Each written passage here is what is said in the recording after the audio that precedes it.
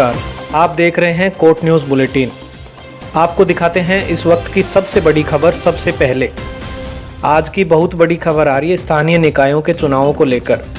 बहुत ही विश्वसनीय सूत्रों ने कोट न्यूज़ को बताया है कि जल्द ही नगरपालिका और पंचायत चुनावों की तारीखों का ऐलान किया जा सकता है।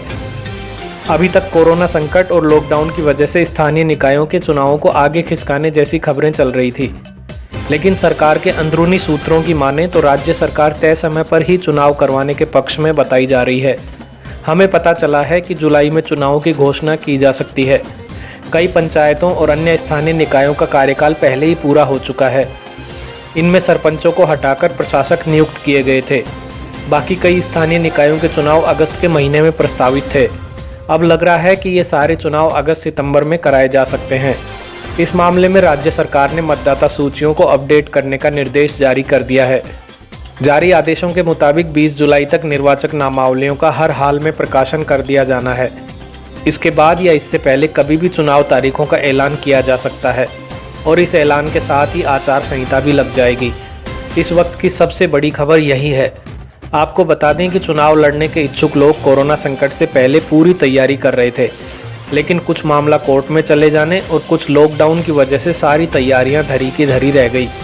कई स्थानीय निकायों की लॉटरियां भी निकाली जा चुकी थी, लेकिन लॉकडाउन के दौरान संशय बना कि क्या इन निकायों की आरक्षण लॉटरी दोबारा निकाली जाएगी या पहले वाली को ही मान्य किया जाएगा।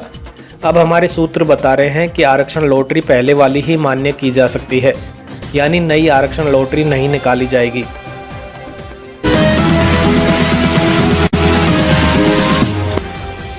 कोटपूतली नगरपालिका का कार्यकाल भी अगस्त में पूरा हो रहा है। अब संभावना लग रही है कि अगस्त या सितंबर में ये चुनाव हो जाए। कोरोना संकट को देखते हुए पहले लग रहा था कि चुनाव आगे जा सकते हैं, लेकिन अब सूत्रों ने बताया कि अगस्त या सितंबर में कोटपूतली नगरपालिका का चुनाव होने की पूरी संभावना लग रही है। कोटपूतली नगरपालिका में अब तक 30 वार्ड हैं, लेकिन अगस्त सितंबर में होने वाले संभावित चुनाव 40 वार्डों के लिए होंगे। आपको बता दें कि कोटपूतली नगरपालिका में अब 40 वार्ड कर दिए गए हैं। हालांकि नए परिसीमन पर कई लोगों ने सवाल उठाए थे।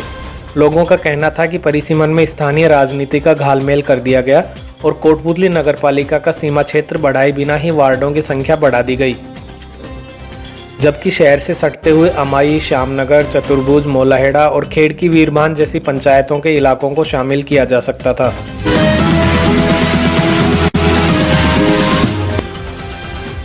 पावटा सरपंच संघ अध्यक्ष मेहर सिंह धनखड़ के नेतृत्व में आज कोटपूतली उपखंड अधिकारी को एक ज्ञापन सौंपा गया।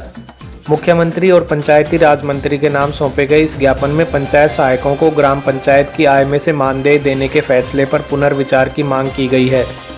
धनखड़ ने बताया कि पंचायत सहायक की रिपोर्टिंग अथॉरिटी अलग है, जबकि उन्हें वेतन देने के लिए पंचायतों को कहा गया है। ग्राम पंचायतों की सीमित आय को देखते हुए इस फैसले में संशोधन की अपील की गई है।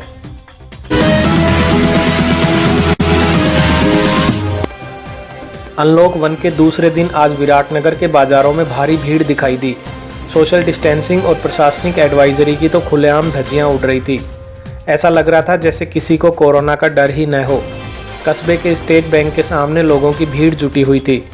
यहाँ सामाजिक सुरक्षा योजनाओं की पेंशन लेने के लिए लोग इकट्ठा थे, लेकिन बैंक में स्टाफ की कमी के चलते रकम निकालने में काफ़ी वक्त लग रहा था।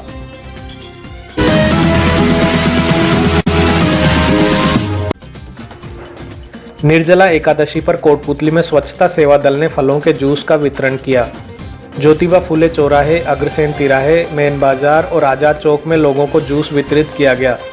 इस मौके पर सोशल डिस्टेंसिंग और प्रशासनिक एडवाइजरी का पूरी तरह पालन किया गया। स्वच्छता सेवा दल के प्रवीण बंसल ने बताया कि प्रथम लॉकडाउन से ही दल की तरफ से सैनिटाइजेशन और जरूरतमंदों को भोजन पहुंचाने का काम किया जा रहा है। आज के कार्यक्रम में बीजेपी नेता मुकेश गोयल, प्रशांत अग्रवाल, रजत जिंदल, नीलेश शर्मा, राहुल मंगल और अनेक कार्यकर्ता भी मौजूद थे।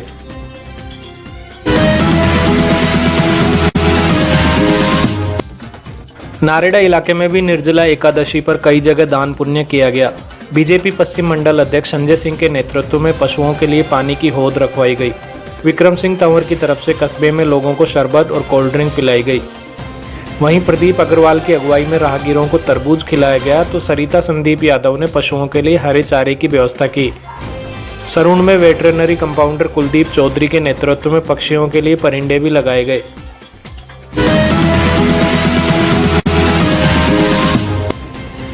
राजनोता में निर्जला एकादशी पर आज राहगीरों के लिए ठंडे शरबत और अल्पाहार की व्यवस्था की गई। पूर्व सरपंच लाल सिंह शेखावत ने बताया कि बिंदाजी भट्टा स्टैंड पर ग्रामीणों ने शरबत और अल्पाहार की स्टॉल लगाई। इस मौके पर मुकेश सराधना, सुभाष गुरुजी, जयकरण सिंह, सुभाष सिंह, धर्मपाल वार्ड पंच और कई अन्य लोग भी उपस्थित थे।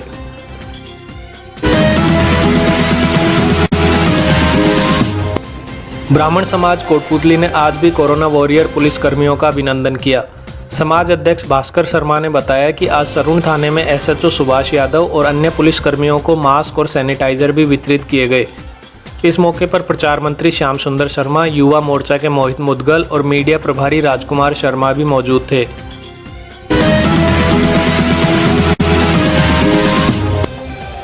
बीजेपी ओबीसी मोर्चा की तरफ से कोविड-19 जनसेवा अभियान लगातार जारी है। प्रदेश महामंत्री हीरालाल रावत के नेतृत्व में आज कार्यकर्ताओं ने सब्जी विक्रेताओं, वाहन चालकों और थड़ी ठेले वालों को मास्क और सैनिटाइजर का वितरण किया। इस मौके पर लोगों को संक्रमण से बचने के लिए सोशल डिस्टेंसिंग की पालना की अपील भी की गई। इस वितरण के समय अमर सिंह कसाना, भूपेंद्र यादव, बालकृष्ण सैनी और अन्य अनेक पदाधिकारी मौजूद थे।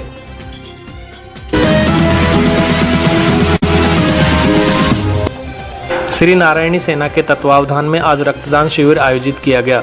बीडीएम अस्पताल के ब्लड बैंक में आयोजित इस रक्तदान शिविर में 25 यूनिट ब्लड इकट्ठा किया गया।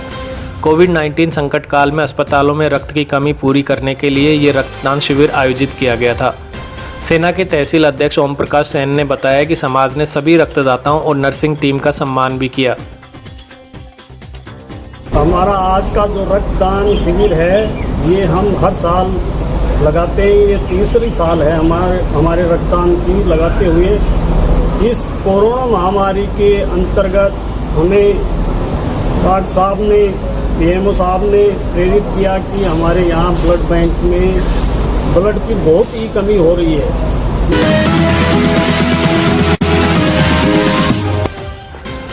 कोटपुतली में आज मुथूट फाइनेंस की तरफ से जरूरतमंदों को राशन किटों का वितरण किया गया।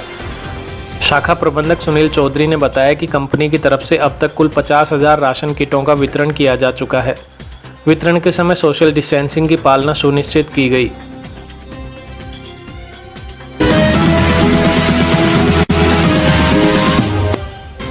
मीरापुर गांव में ग्रामीणों ने परिंदों के लिए आज परिंदे लगाए। ग्रामीणों ने परिंदे लगाओ पक्षी बचाओ का संदेश देते हुए गांव की स्कूल और आसपास लगे पेड़ों पर परिंदे लगाए।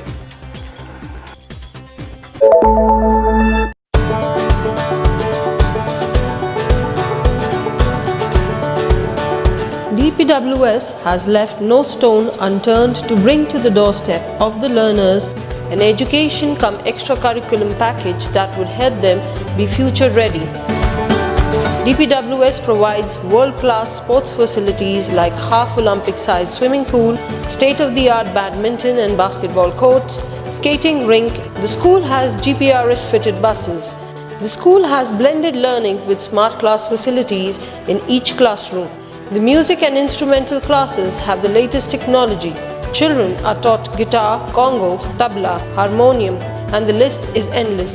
The art and craft classes help the children develop imagination and dexterity. The staff is highly experienced and well qualified to teach and impart knowledge to the 21st century learners.